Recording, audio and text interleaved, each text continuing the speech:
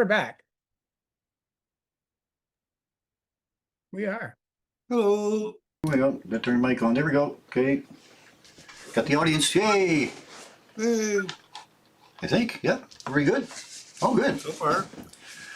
Okay. Well, that's a start then. Well, good evening, everybody, and welcome back to our Sunday night offering of Astronomy Edutainment. Edutainment. Oh, the Sunday Astronomy Show. Yay. Hey. The Sunday Night Astronomy Show. First of all, I'd like to welcome back my two regular co-hosts, Mr. Paul Owen from the Moonshadow Observatory in beautiful Hampton. Hey, Paul. Hello, hello. And Mr. Mike Powell from the PFO Observatory here in St. John. Mike. Hey. Evening. Okay, and I'd like to welcome all of you on YouTube and Facebook land. Thank you for joining us this evening. Let's go to what our conversation is going to be tonight. Galaxies, island universes. They are so many, and we're slowly learning about them. Have you ever wondered, though, what these vast cosmic cities are made out of? Why are some of the spirals? Why are some of them spirals, while others look like massive blobs? Just how big are galaxies? What lurks in their heart, and how does it affect the entire galaxy?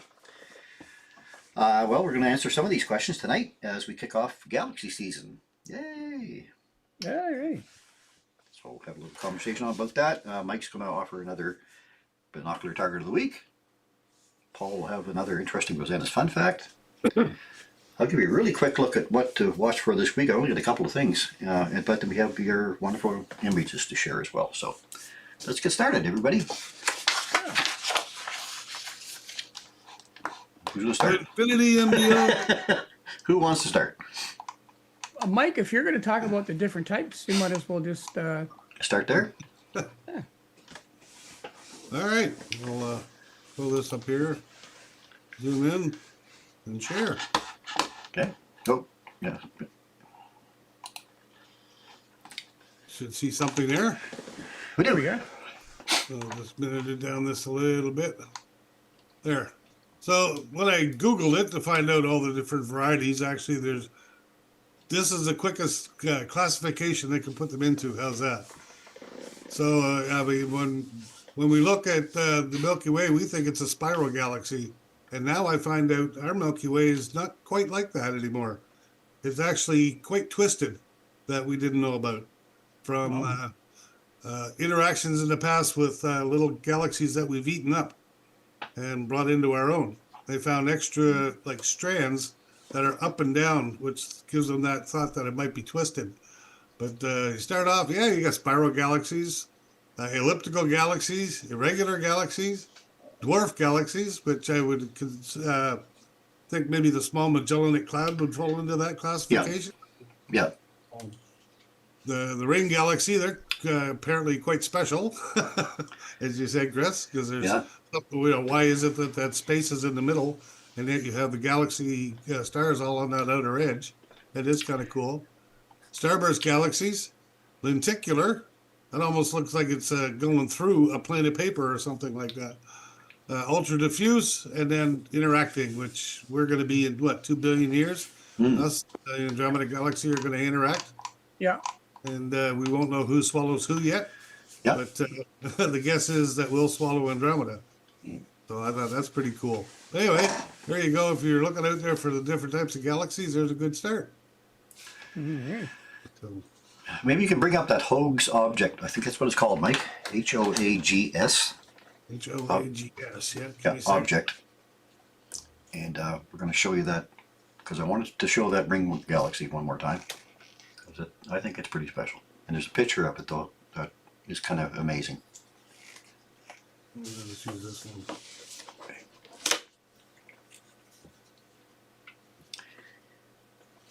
Because there's something I wanted to point out in the picture.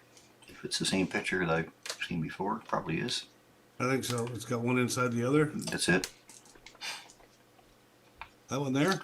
That's it, yeah. So talk about the rarity of a ring galaxy. There's a ring galaxy. Like I said, all the stars, or a lot of the stars, seem to be pushed out into the spiral, the circle, I guess. But there's still a large cluster there in the center. So the core is still there. But if you zoom in on that, top right-hand corner, about the 1 o'clock position, right there, you're going to see there's another ring. So a ring inside the ring, which is quite a shot. Is it inside or might it be behind? I mean, behind it, yeah, certainly behind it, yeah. That's what I meant. One at one, yeah. Right, That's kinda yeah. cool. Anyway, Yeah, yeah, what- that's What causes that to go like that in the center where everything pushes out and it clears Yeah. the was internal? it was it a collision with another galaxy that opened up that brought into the core and spread those stars out? Oh yeah, it's pretty interesting. To me, that's probably the most interesting type. Yeah, for sure. But okay, let's go back though, because we're going to talk a little bit about what they are, what they're made out of. But if you wanted to bring that picture back up, Mike, I got a couple of little notes about the types of galaxies, and then we're going to get into Paul's. Paul has some images here to share with us, and we can look at the different types.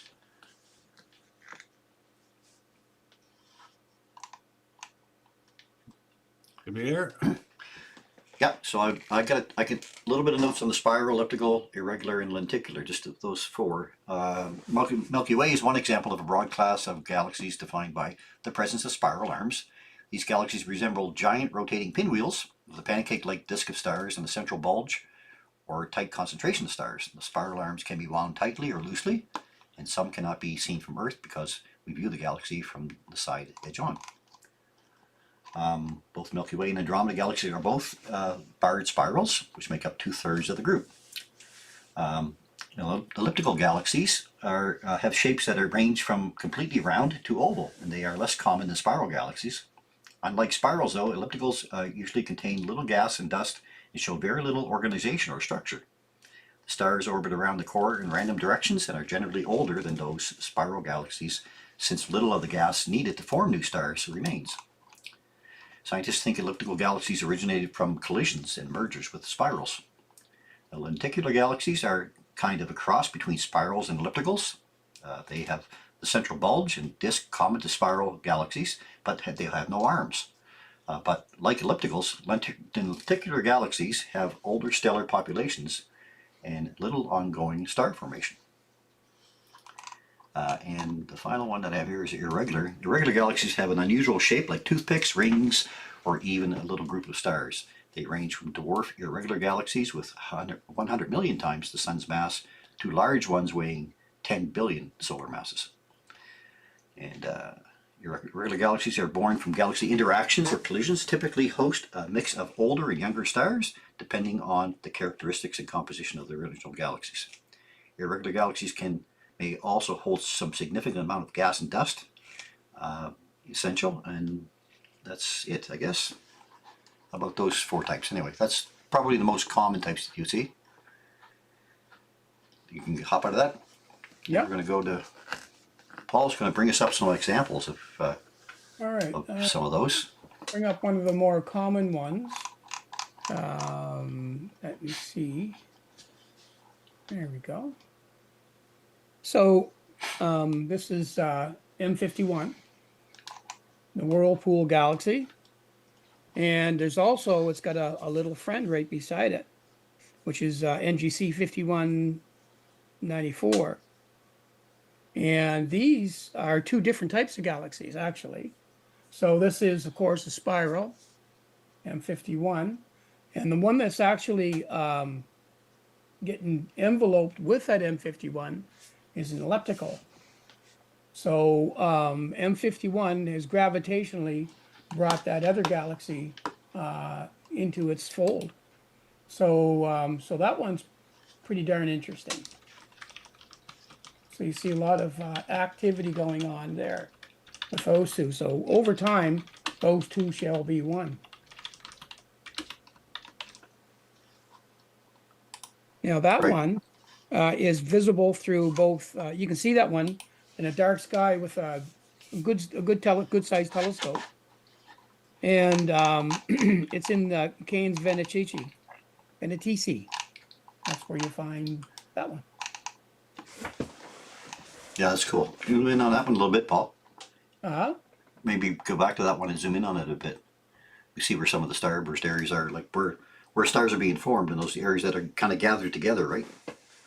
Yeah, yeah. So those little cluster points are basically little nurseries. For right there, that would be some some of those ones that this one I didn't use a hydrogen alpha filter on. Okay, yeah. So it's not really popping the red stuff, but all of that red dust laying stuff in and through there. It's all kinds of things going on, activity, forming stars. And if you look real close, there's another teeny tiny galaxy right down here. Yes, sir. And there's a lot of them up there, but anyway, so that's one of the first ones that most people look for. It's one of the more photographed ones, and it's certainly one of the more interesting looking ones that are viewable from here on Earth. Yeah.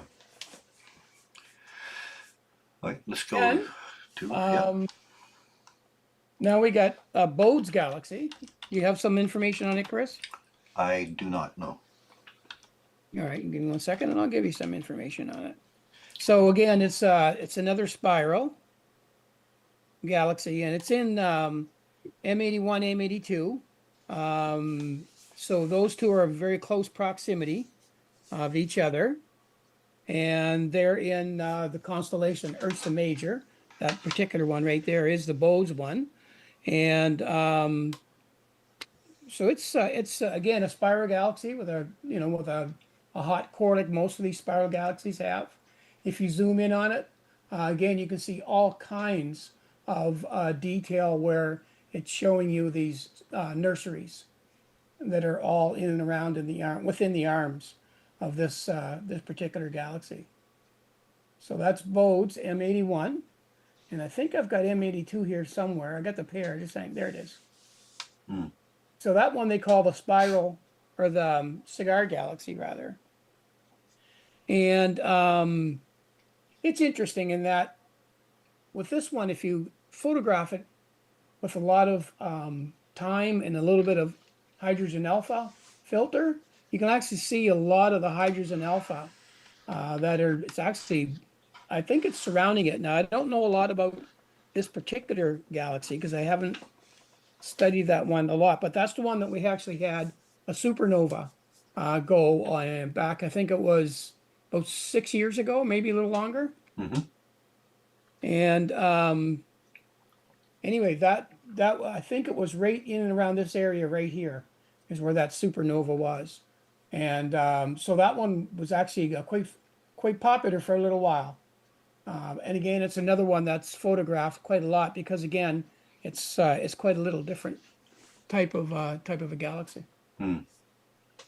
If you're really good at the telescope, you can get the two of them in your eyepiece at the same time. Yeah, I'll show you that. And that is right there. Right there, you go. Yep. So there's M81 and M82. Not quite like that with your eyeball, but you can tell that they're No, it'll they're there. look more like smudges, Yeah. but the shapes are identifiable. When you look at this, you'll see the two different shapes in them. Yeah. This one here, I did use hydrogen alpha filter on, so you can see all of those red hot spots. Those are all star nurseries. Yeah. And there's quite a few of them in that little galaxy. And then there's, of course, the cigar, which is a little closer again. Yeah, so that's a nice treat to look at those two in a telescope, because with the right focal length, you can get them both at the same time. Right. What other notes did you make on there, Chris, that I can bring up? Well, I just have a little bit of notes on Markarian's chain and Leo triplet, I guess. Okay, let's look at the triplet. Oops, sorry. I'll have to do it this way. There we go. Not much of notes, yeah. All right, so there's the Leo triplet.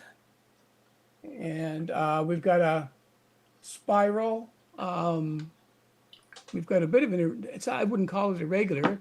It's a barred spiral. And then side on, which is the hamburger galaxy.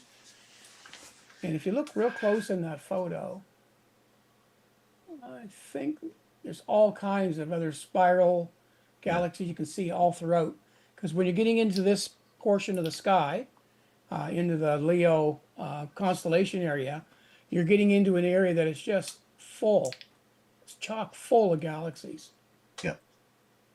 It's unbelievable. Especially between Leo, Virgo, and Corona Berenices in that area. They call it the realm of the galaxies, right? So it's a very thick area of galaxies.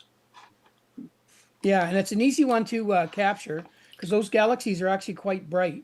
So if you know, if you have just even like that was just, I just used a 100 millimeter telescope to get those. So very easy to get if you're an imager and you want to capture something other than nebulosity. That's a fun one to catch and play with. Yeah. You said you got some notes on it? Oh, yeah, I just had Stellarium open here for a sec. Just a little bit. All three members are spirals. However, NGC 3628, the hamburger galaxy, often looks irregular or distorted because we see it edge on, and its disk is warped by the gravitational interaction with its neighbors. So that's cool. Yeah, wouldn't have thought of that. No. That's about it.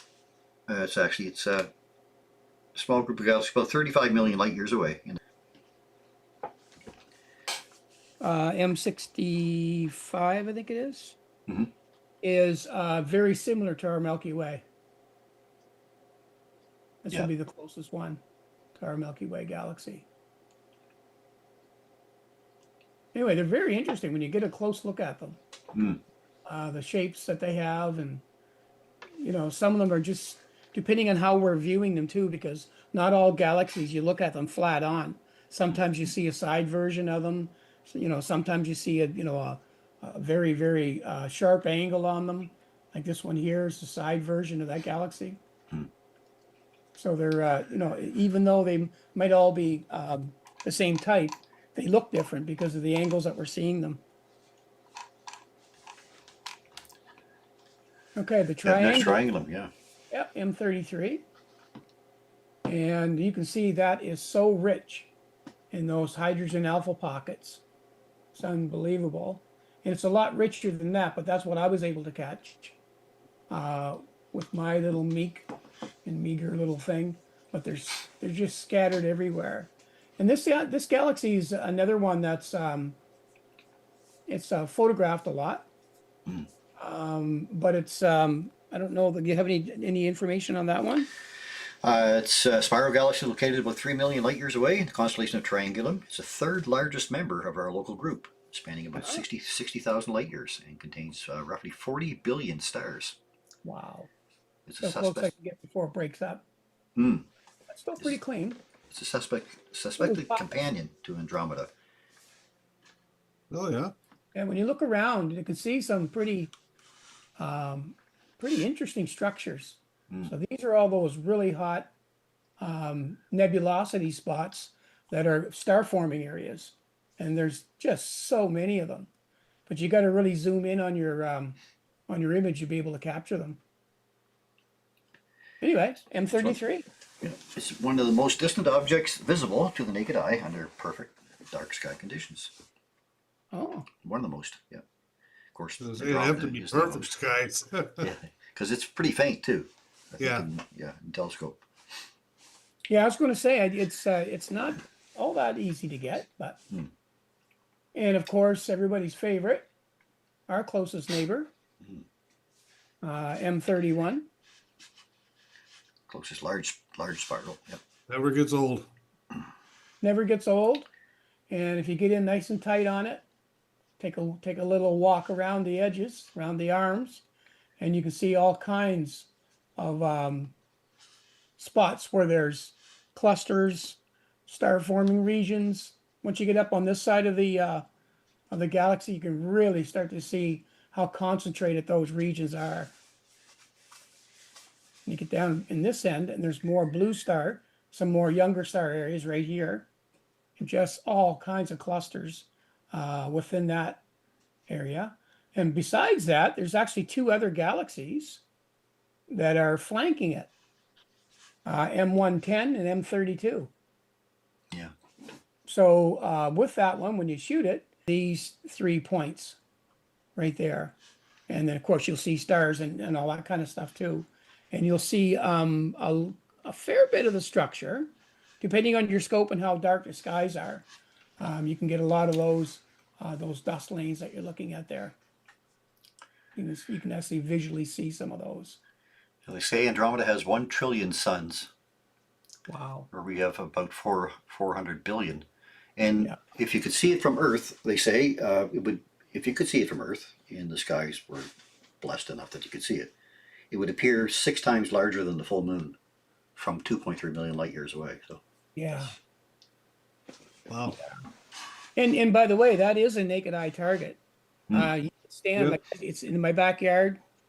Just look a little bit down from Cassiopeia. You like to use the square of Pegasus and work your way back, but however, it's in that part of the sky. And it's like I say, once you know where it is, look, it is naked eye, and you can see it.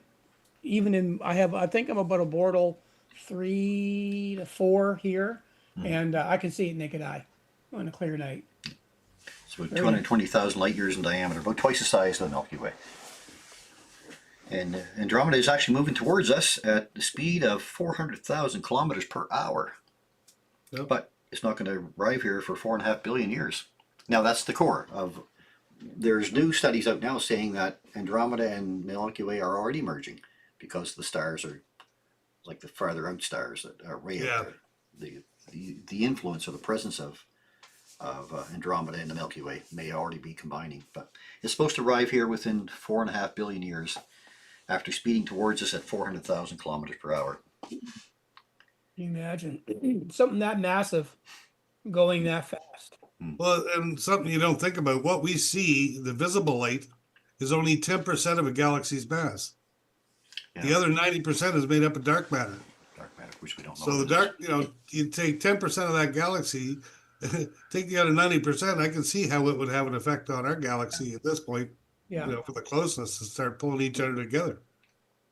Look at all those really highly concentrated areas is. Yeah. of stars and emission gas. It's just There's a great little short video from Hubble of Hubble when it took a picture of the Andromeda and you zoomed in to the area around the core, not quite to the core, but when Yeah. you zoomed in, it was just billions and billions and billions of stars, right? It's just, in about through here, well, just out to your right, maybe a bit. over here. Yeah, over there, yeah. Okay. There's an interesting fact too. It that, looked like clouds, but it was actually stars, yeah. Yeah. you think that's crammed full of stars, and galaxies are mostly empty space. Yeah. If the stars were the size of an orange, they'd be separated by about 3,000 miles of space because of this vastness. When two galaxies collide, like Andromeda and us, no two stars will touch each other. Yeah. Unbelievable. It's crazy to think about. Yeah, it's hard to fathom that stuff, isn't it? All right, what else we got here? We already looked at M51, we looked at Bodes, we looked at those two. And here is the pinwheel. Mm. And this one's, do you have your stuff on that one? No, but I can find it for you. Okay. So, excuse me. So M101 is another one of those ones when I first started getting into imaging, was one of those ones that were quite easy to get, really. And I've got it right here, but for some reason, it's not giving me the page. So I wonder if, oh, there it is. All right. So this particular galaxy is at about 27 million light years from us. And it's 70% larger than our own Milky Way galaxy. So it's making it one of the largest known disk galaxies that are out there. And with larger telescopes from a rural dark site, one can detect the hint of the spiral structure. Only photography displays its grandeur, of course, as you see it like this. But you can actually see, and I think you have to use a bit of averted vision, but you can actually see some of that spiraling structure going on, because it is relatively bright and strong, especially right in these areas. So when you first image this, your picture's kind of black, but as soon as you start stretching it just a little bit, this just almost pops out automatically. It's so bright. And I think that's one of the reasons why we can see it, with the eye or a portion thereof. But it's another nice galaxy. Lots going on hydrogen-wise, as you can see, throughout all these different pockets. There's so much going on. This thing is a very, very active galaxy, and there's going to be lots of new stars. Look at the size of that cluster. All kinds of new stars, all these hydrogen alpha areas. You're just popping out like crazy. And that one's in the constellation Ursa Major, so there's actually quite a few galaxies that people don't really, they look at the Big Dipper and they just see the Big Dipper and they just kind of say, well, that's the Big Dipper. But there are so many interesting galaxies in and around that part of the sky. It's unbelievable. And the neat thing about that is it's up all year long. So it's Right. circumpolar, right? Yeah. And because it's circumpolar, it never, so you can always have a look for stuff around, in and around Ursa Major. Yeah. You don't have to wait for galaxy season for sure.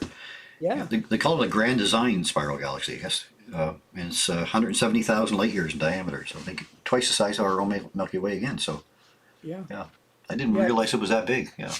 It's yeah, it really is. When you look at it too, like stretching out, like what I was able to capture, I think these arms go out a little bit further there and even out here a little bit more. So I think the structure is actually a little bigger than what I've got here. So Yeah. Well, amazing. yeah, absolutely. All right, let's see what else we got here. Oh, this one's kind of interesting. So this is actually a pair of galaxies, NGC 3729 and 3718. And it's a really odd shape, isn't it? Let's take a closer look at this particular one. So when you look at that galaxy, you kind of scratch your head and think, what the heck is going on with that? So what's interesting about this one is that's what they call gravitational warping. And that warping is the result of being only within 150,000 light years of this galaxy here. And so it's creating these, what typically would be just kind of spiral arms, and it's actually warping them. They're actually going for a curl, and then they're curling down under. I looked at some of these shots that were done like with Hubble type of equipment, and it's absolutely amazing to look at this. And it was one of those ones that were so interesting. I thought, you know what, let's see if I can capture it. And sure enough, I was able to. So that one, I'm just trying to find the info on it right here. So it's a pair. It's this NGC 3729 and 3718 form an interacting pair separated go. by only 150,000 light years. Yep. Proximity has caused significant tidal distortion in 3718, giving it a distinctive S shape. The duo is often photographed together alongside the Hickson compact group, much more distant cluster of stars, or galaxies. But yeah, Yeah. they interacting. Those are your interacting ones. So that's a good example of them interacting, I guess. Yeah, because there's a lot of stuff going on in that particular area, and that again is in Ursa Major. So another one of those big dipper targets that people probably a lot of folks aren't familiar with. So anyway, I thought that one was interesting. Let me just find one here. Let me just get out of that for a second, and let's go to this one, I think. No, we just saw that one. Oh, there it is. This is Hickman 44, and this is a group of galaxies. And as you can see, there's some gravitational things going on, I think, with that one. And when I first saw this one, I thought that's just so interesting. And could you possibly capture it? And sure enough, there it is. And that one's in the constellation Leo, so that's another Leo area of the sky. So when you look around it, you can see all kinds of. If you zoom in, you can see all kinds of other faint galaxies in there. Lots and lots of them. And this is at a distance of 60 million light years in the constellation Leo. And the group contains 4 galaxies in a tight group that showcase the diversity of galaxies. And there's an elliptical one in there. Let's see what else it's saying on that one. Let's see, that's go NGC 3190, NGC 3193, NGC 3187, and 3185. And they're all relatively close in terms of size. These ones are the 2 largest of all of them. This one's a little bit smaller, but typically those are all very, very close in proximity. So another nice little group of galaxies. Do you have anything on that one, Chris? No, I don't. Go ahead, don't. Okay. And Oh, Deer Lake, well, were you at Deer Lake? I'm sorry, Deer Lake. I was looking at the Stellarium again, sorry. there's one Yeah. here. Oh, a sec, I missed it again. Yeah, There. there we go. Hey, the Deer Lake. There's the Deer Lake group. And you know what? You don't have to leave our atmosphere to No. see the Deer Lake group because Mike has a bunch of these deer lickers in his backyard. Yeah, for sure. All kinds of vegetation going to grow back there in the spring this year. Anyway, Lots of feeding. I had to show that photo, but the actual Deer Lake group is this one right here. And it's an interesting. You have the information on that one? Yeah, I do. It says that it's a visual grouping of galaxies in the Pegasus constellation, featuring the bright spiral galaxy NGC 7331, surrounded by several smaller, more distant galaxies. The four smaller background galaxies are roughly 300 to 350 million light years away, placing them far behind it.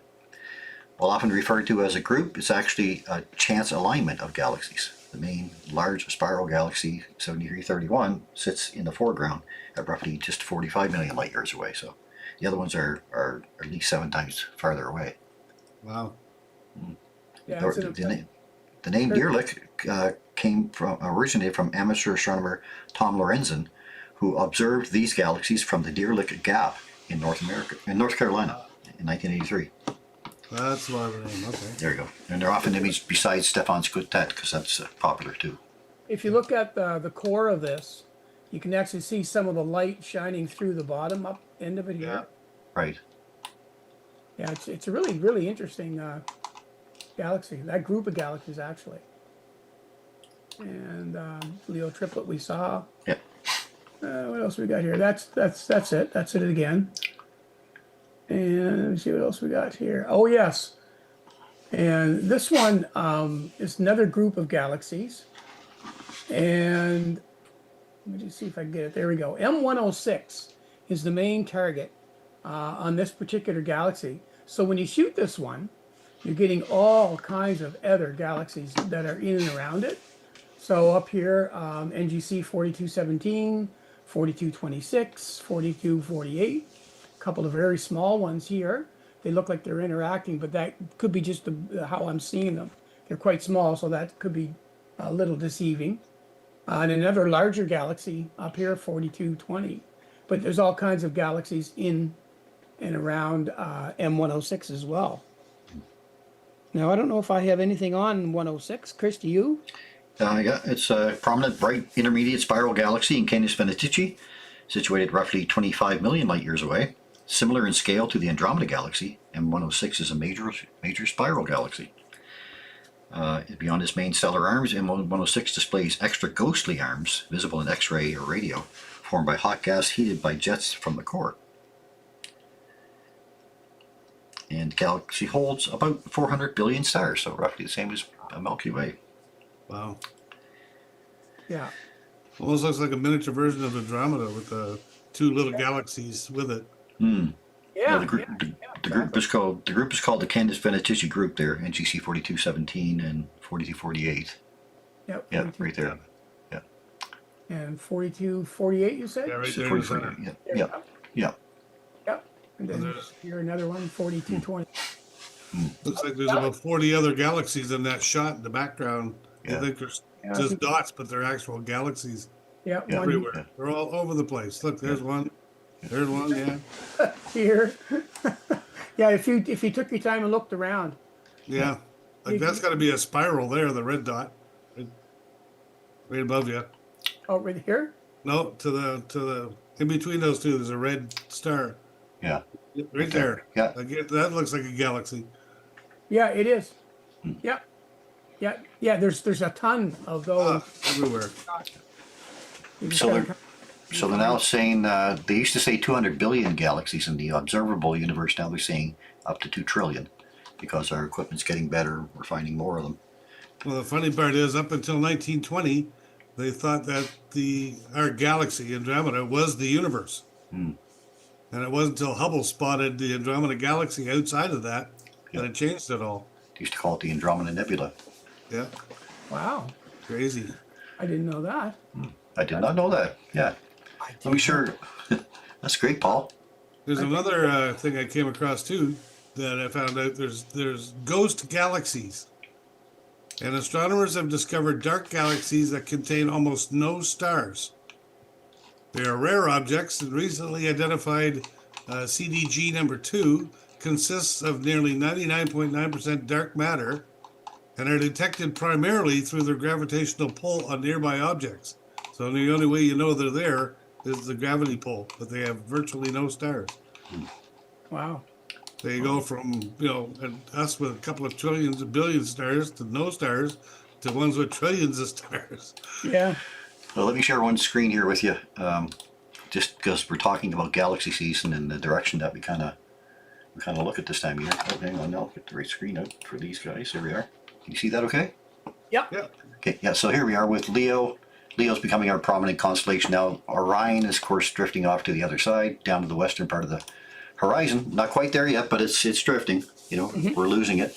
Now Virgo and Leo and Coma Berenices are coming up, and these are our spring-type constellations.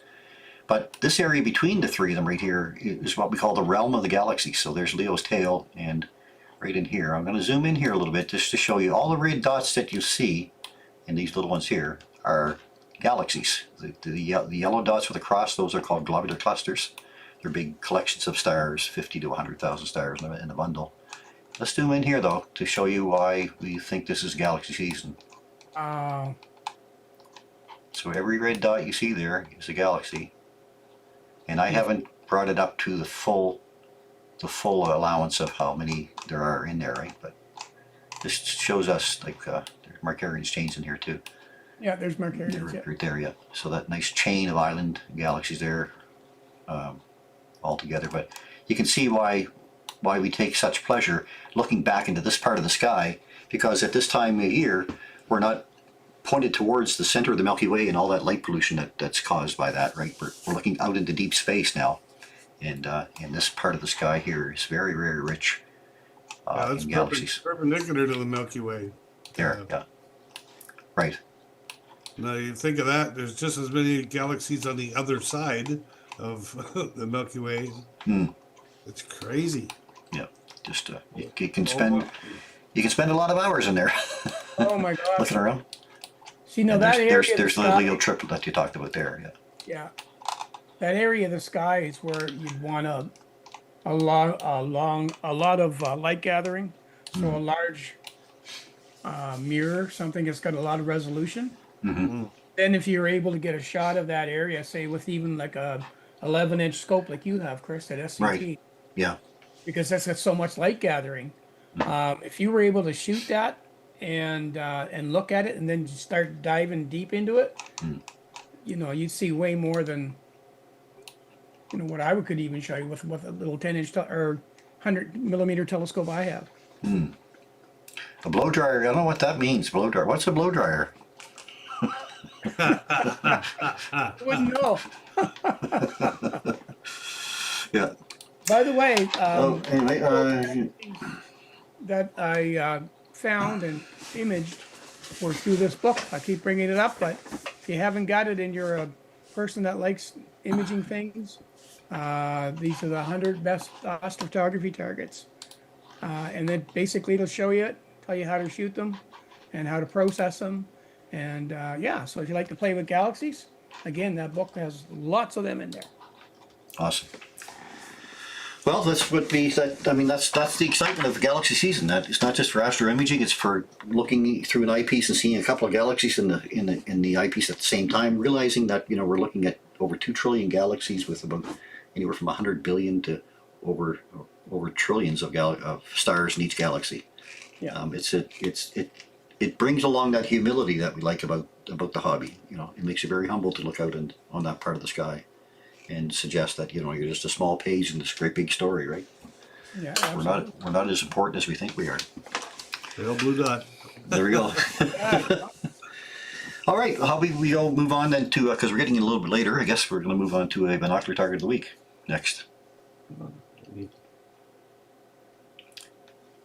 And as always, guys, if you have any images that you'd like to send in, send them into astronomybythebay@gmail.com. We'd love to get your images too. So, Alrighty. Speaking of what we're talking about here, binocular target of the week this week with Bino Bud is, come on, the Leo triplet.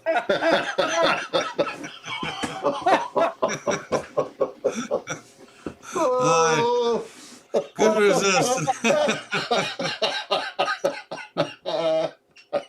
Alrighty. I better The mute my Leo mic. triplet, known as the Three Stooges, is a small group of galaxies about 35 million light years away in the constellation Leo. The galaxy group consists of spiral galaxies M65, 66, and NGC 3628. You figure Messier would have found that one too. The three large spiral galaxies can be seen in a single field of view and are well viewed in a small telescope or a pair of binoculars. The galaxy disks are tilted in different angles, so when seen from the Earth, NGC 3628 appears dead on, or edge on, while 65 and 66 are inclined enough to reveal their spiral arms. Now, how would I find it in the sky? Well, you got to wait a little later while Leo's on the rise. So about 10 o'clock at night, if it was clear, you can go out, orient yourself at 135 degrees east-southeast, look up, and you'll see the constellation Leo. It's actually pretty easy to spot. It stands right out there. But I always go by this triangle of the tail. I find that first, and then I look down, and there's the Leo triplet right in this area. A little closer look, again, at what would be Leo's tail, that triangle. You just come down a little bit, and there they are right in here, easy to find. What would you see? Well, this is, Paul already showed you a photograph of it. Here's another one.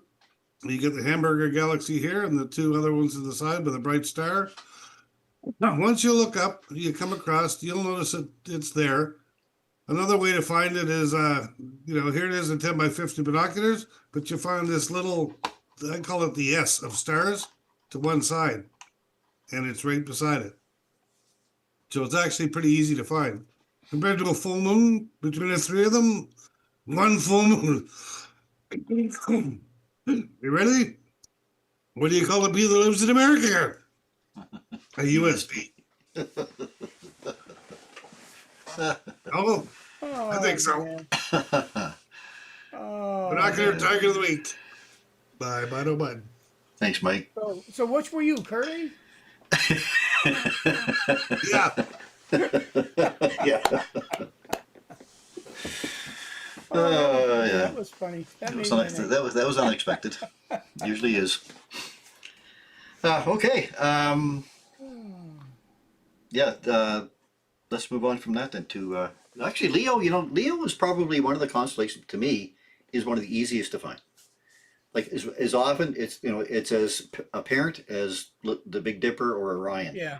Leo is up there, and you can see the shape of you can see why it's called a lion, right? Basically, but it's pretty easy to find. And those would be easy to find too. Those targets. Leo triplet. All right. Yeah, I know. Okay, let's go to Rosanna's fun fact next. All right. So, okay, I'm going to do this. Here. There we go. And this is this week's. Rosanna's Fun Fact. Wow. Yay. Welcome back, Rosanna. We are absolutely ready for another fun fact. So let's dive right in. So Rosanna writes, "Hi, Paul. Are you ready for some stellar news? March is definitely a rather lackluster month visually, so all the more reason to look up or track down pretty star candy on the internet. And this is a very lovely chart that will make a great poster." So let's get the photos up first. And where is that poster? I know it's here somewhere. There it is. There you go. And I just got to pull it over and then we'll be ready to go. There we go. So there's a nice star chart right there. So say hello to the Hertzsprung-Russell diagram. I am sharing the diagram under the Creative Commons Attribution Share, alike 2.5 generic license, and the author is Richard Powell, currently living in Great Britain. Hey, Mike, is he a relative? Powell. Richard has 2 degrees in astrophysics and seems like a fun guy since his email is singinglemon and earthling.net. So what is the diagram about? It is a scatter plot of luminosity, absolute magnitude, against the color of the stars, ranging from high temperature blue-white stars on the left side of the diagram, and and to the low temperature red stars on the right side of the diagram. 22,000 stars from the Hipparchus catalog, together with 1,000 low luminosity stars, red and white dwarfs, from Gliese catalog of nearby stars, have been plotted. It also sometimes called a color magnitude diagram. The diagram was created independently in 1911 by Ejnar Hertzsprung and by Henry Norris Russell in 1913, and represented a major step towards an understanding of stellar evolution. While I was delving further into the main sequence of this, and this explanation popped up. It says, after a star begins fusing hydrogen, it may, I might even have, and this was the photo that I was talking about that I should have had up earlier, designating the different color stars. So after a star begins fusing hydrogen, it may reach a stable equilibrium in which it separates from Massachusetts and develops a thriving lobster industry. This is known as the main sequence. Waka waka waka. Oh my. But really, what is a main sequence star? Briefly, main sequence stars are dwarf stars of low luminosity and are the most numerous true stars in the universe. Our sun is a yellow dwarf main sequence star. Oh well, what can you expect from a yellow dwarf star? And here is where I'm going to toss out a big hint to our crew of people who give talks. There is so much more to this diagram than it deserves, and it deserves rather a talk of its own. Main sequence stars are truly the most common stars in our universe. And in the 249 stars that can be seen within the boundaries of the constellation Draco, and excuse me, and have been classified in the MK system for luminosity, more than 72 have the classification of Roman numeral V, which means main sequence dwarf. Within Draco is also the famous Cat's Eye Nebula, and a new and different view of it was just released on March the 3rd, 2026. This is from the ESA's Euclid telescope. I would have guessed it was NGC 6543. Very cool. So the Cat's Eye Nebula from Euclid, the Cat's Eye Nebula as seen in a wide view from ESA's space telescope. So wow, eh? Look at the view, unbelievable. So for once, the best news has been saved for the last. On a cloudy day this past January, historian Ivan Malara sat in Italy's National Central Library of Florence, poring over several different 16th century printings of the ancient world's most influential astronomy text. The pages belong to the Alchemist, in which 2nd century polymath Claudius Ptolemy described his vision of the Earth-centered cosmos. As Malara flipped through the pages, he spotted something out of place. Someone had transcribed Psalm 145 on an otherwise blank page, in handwriting reminiscent of a very, very famous Tuscan astronomer. The book, Malara came to realize, had been extensively annotated by none other than Galileo Galilei. Wow. It's rare enough to link an entire new book of the textual record of Galileo, but the Alchemist wasn't just any old book. If Galileo today is often praised for rejecting the authority of ancient wisdom and helping make it obsolete, the Alchemist, whose description of a geocentric cosmos reigned over Western astronomy for 14 centuries, was that ancient wisdom incarnate? And there he is. Ivan Giuseppe Mallara. Now, as Mallara looked at the page scrolled with Psalm 145, he was immediately reminded of Galileo's handwriting. Eyeing more of the book's dense marginal notes, his suspicion grew. By 3 a.m. the following night, a sleepless Mallara was convinced the notes were in the astronomer's hand. Forgive the awkward hour, he wrote from his hotel room, dashing off an email to two of Italy's leading Galileo scholars. But I can't believe my eyes. Galileo's notes, perhaps written around 1590, or roughly 2 decades before his groundbreaking telescope observations of the moon and Jupiter, reveal someone who both critically dissected Ptolemy's work.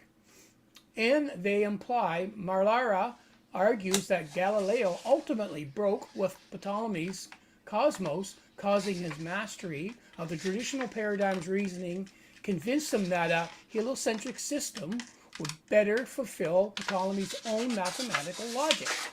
That interpretation contrasts with many historians, typically portrayal of Galileo as being motivated by philosophy or even political savvy, not careful math. Mallara has always disagreed with that portrayal and his discovery described in a paper now under review at the Journal of History of Astronomy promises several new insights into one of the most famous ideological transitions in the history of science, the moment when Earth was thrust from the center of our universe. Although not likely to be an action film, somehow I keep picturing Tom Hanks, aka Robert Langdon from Angels and Demons, playing Ivan Giuseppe Mallara, making the discovery and rocking the apple carts of many historians. I told you so. And that is this week's Quiet Rosanna's Fun Fact. Wow. Wow. Unbelievable. The Hertz-Russell diagram is pretty common, yeah, and us being a main sequence star is something that really fits. Go ahead. No, I was just going to say, every time I read lately, I'm finding out these other little tidbits of information from Galileo. And he was actually one of the first people to actually start charting the moon. Yeah, yeah. Awesome. Yep, Oh, you're right. yeah, just anyway, he's done so darn much, that guy. He's quite a guy.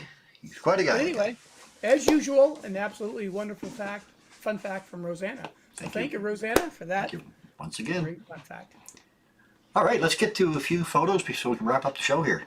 Give me a second. I'm going to put our audience to our transition screen here. While I open up my photos. Bring them over to this screen here. I can probably go from here to you guys. Share this screen. This one here. I think that'll show you guys. There you go, yeah. Let me see if I got it. So maybe I don't have it on the right screen for them though. Hang on. Yeah. Oh, one second. No, 1 second. I gotta bring it over here on screen. Come on. There we go. No. Hang on. Let's go again. La la la la la la. There we go. Here, I'll bring it over here. Okay. There you go. There we go. Now, there, and now I can go share the screen to you guys. I think I can share the same one to the folks. There we go. Yeah. Phew. That's a lot of work. Yeah.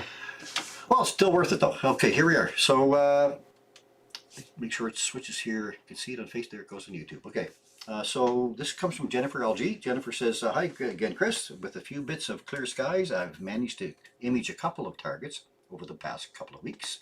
Attached are images of IC410, the Tadpoles Nebula. Pretty cool. Beautiful. And IC2177, this one, which is a small part of the Seagull Nebula. Nice. Yeah. That I think is known as a seagull's head.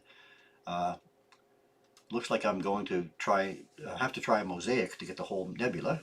With my dwarf, I gathered 7 hours of data and on the tadpoles and 90 minutes on the seagull's head and processed the files in Zero and Photoshop Elements. Cool. Nice job. Yeah.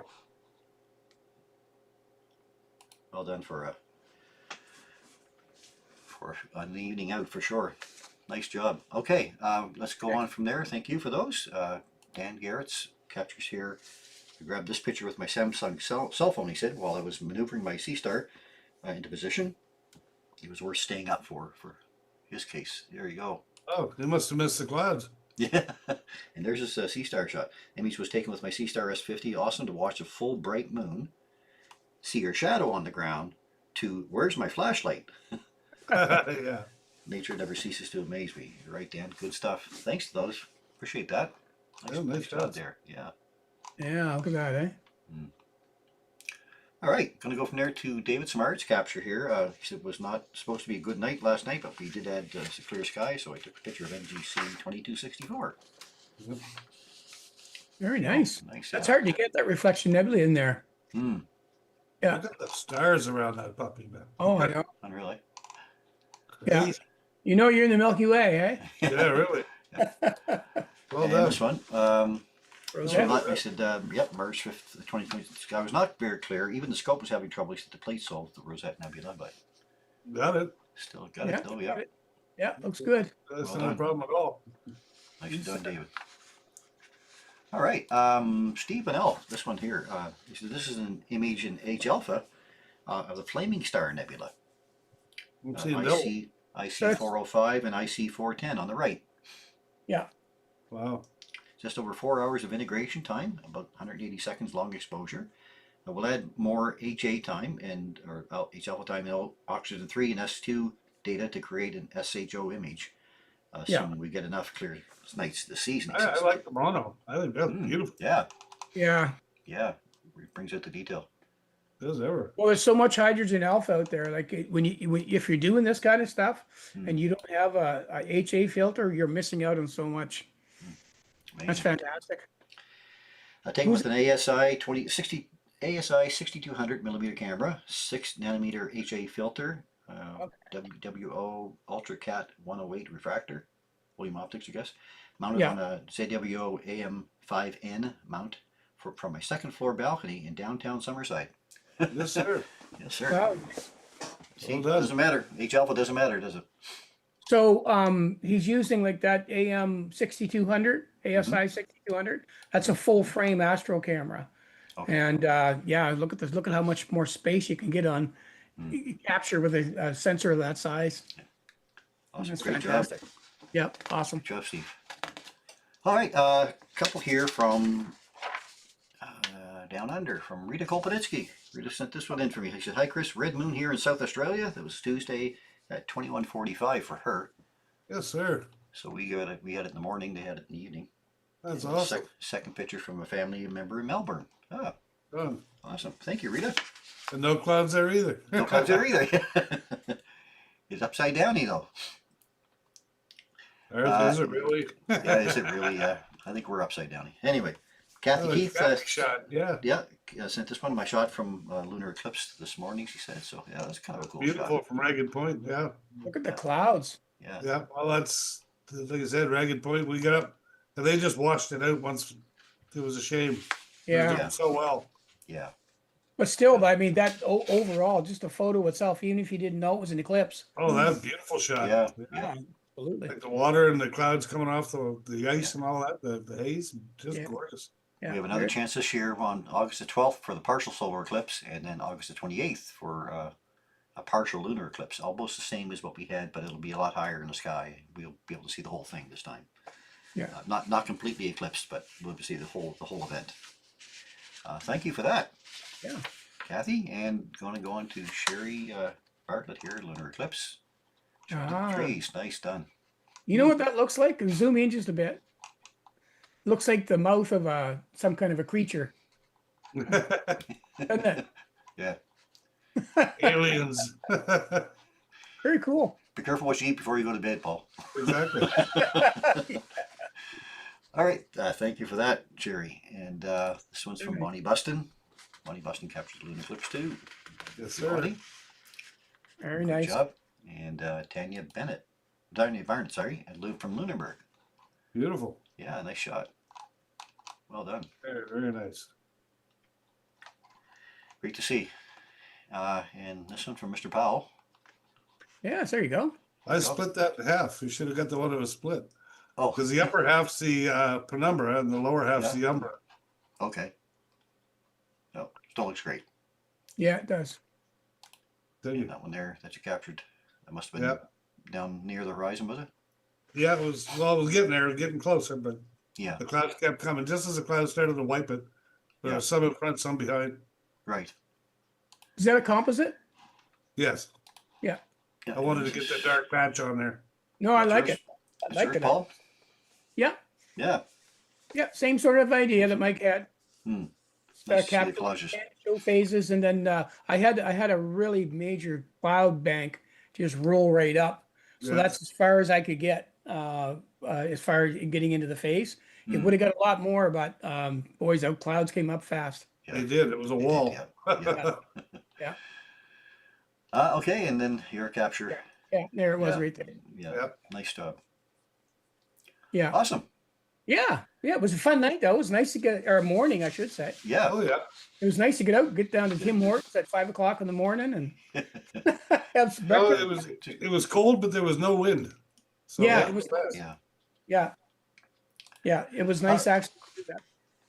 All right. So if you have any images, we'd love to share them. Send them in to astronomybythebay@gmail.com, and we'll be happy to put them up on our next broadcast for sure. Yeah. So just quickly through, the only thing I'm really going to point up this one is going to be the waning gibbous moon beside Antares, coming up looking south at 3 a.m. On Tuesday, I believe it is. Yeah, through the 10 by 50 binoculars. So pretty close together there for a nice capture if you get a pair of binoculars. Yeah. This calendar from Lisa's Lookup, Astronomy More, Lisa Fanning. She gives you the events, the dates, peak time, and seeing tools. Oh, somebody upstairs is printing. Oh well, maybe I'll talk a little louder.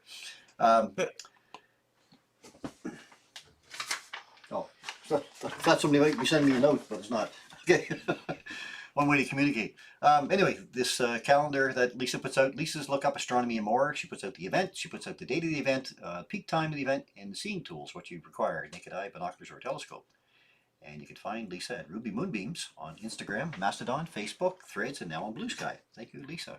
And our regular calendar here from Kurt Nason, our February-March calendar. I think he's got a new one out now for March-April. Of course, we're into this week here, so we've got, there's third quarter moon on Wednesday, and Tuesday was the moon near Antares. So these things are all listed, so you can always go to the page, sjastronomy.ca, and find the schedule right there, and download it from there. I'm going to stop sharing. And There you go. bring us back to us. Here we are. So I'm going to close that screen out and let you guys talk amongst yourselves for a second like you have to do. We just get started and Yeah. oh, okay. Well, time to wrap up. All right. You're right. All right. Here's the notes. Hey, there we go. So in closing tonight, see? So in closing tonight, you think after almost 7 years you'd be able to, or almost 300 shows, you'd be able to talk about this. But anyway, on next week's, first of all, thanks once again for joining us. Thank you, Roseanne, for your awesome fun facts. Appreciate it, always. Now, on next week's program, did you know that there are almost 900 confirmed moons in the solar system? What do we know about them? What makes them unique? Have we visited any yet, besides our own moon? And this is going to be next week's topic. I'm really looking forward to this one. We're going to talk a lot about the moons of planets in the solar system, and not just around planets, but 900 moons. Look, you take each of us will have 300 moons to talk about. Like I said, I'll do Mercury, Venus, and Earth. Okay. Okay. Anyway, that's our topic for next week. So remember too, we do love getting your images, so send them in to astronomybythebay@gmail.com. We'll be happy to put them up in the next broadcast. So for now, then, from Mike, Paul, Rosanna, and myself, wish you all safe and happy week, everybody, with clear skies. As we like to say, guys, open your eyes to view the skies and keep your scopes pointed up. Good night, everybody. And I guess I got to share my screen here with the guys. We'll share Yeah. this one here. And share that with the audience. So I'll say good night.